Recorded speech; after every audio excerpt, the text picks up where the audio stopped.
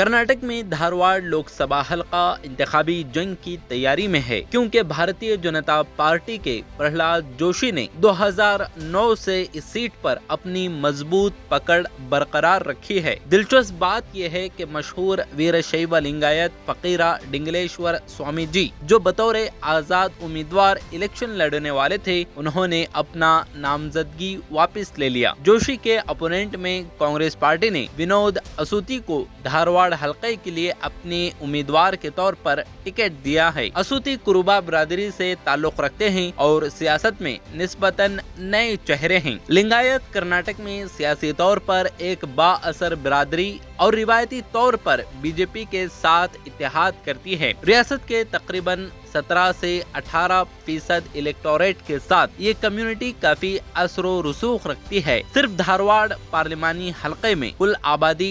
21.29 million है, जिसमें 15.79 million eligible voters शामिल हैं। धारवाड़ सीट पर 7 मई को वोट डाले जाएंगे।